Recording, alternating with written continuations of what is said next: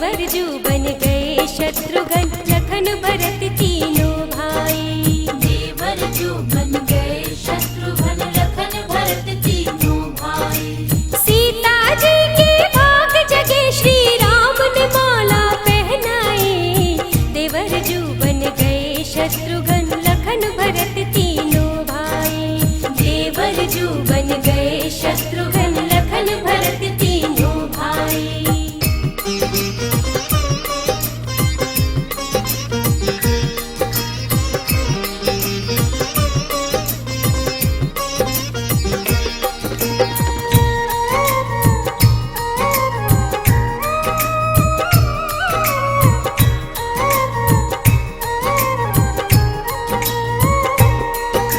सास मिली कौशल्या जैसी माता जैसा प्यार दिया।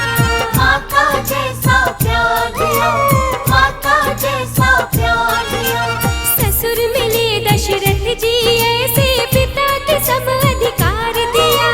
पिता के सम अधिकार दिया, पिता के सम